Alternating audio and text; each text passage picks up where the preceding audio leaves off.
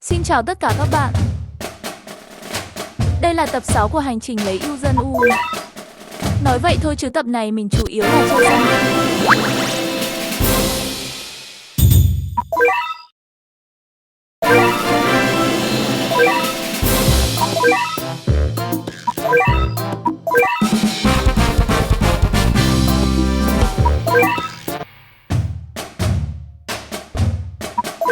Bây giờ thì bắt đầu và mình cũng sẽ tô nhanh hết ba nghe.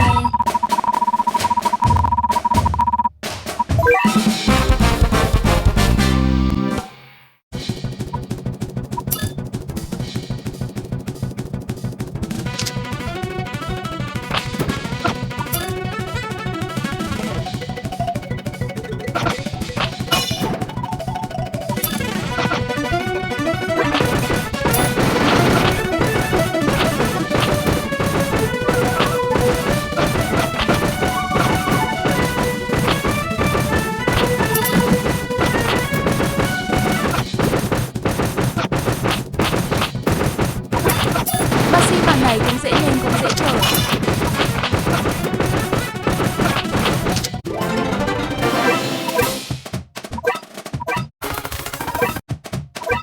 Nhiệm vụ 20 cắt phút.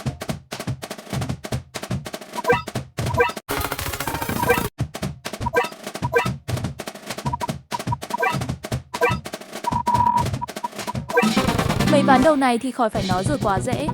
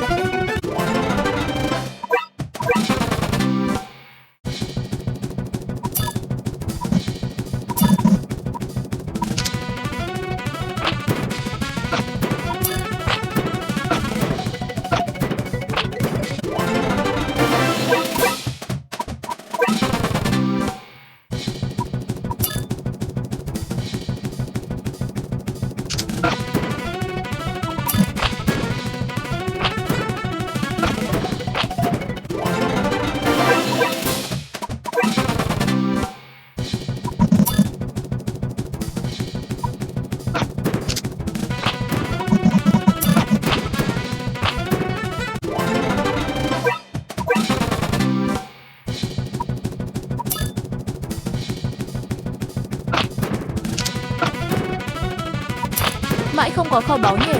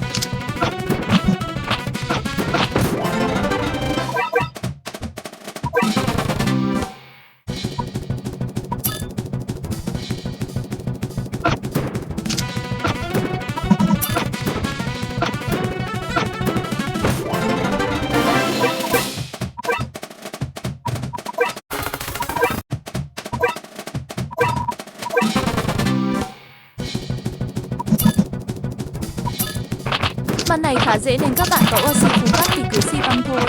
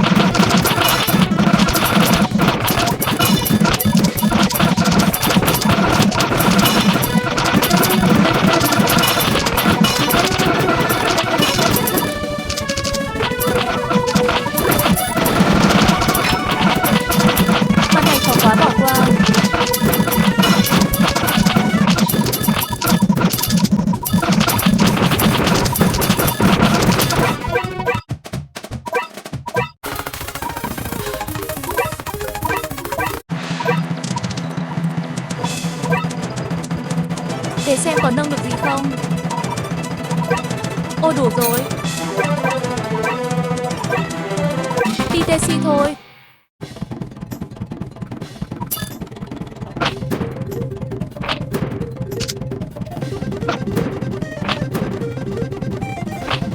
Vời đẹp quá. Bác sĩ màn này y chang mấy màn trước nhưng các bạn cũng phải đề phòng.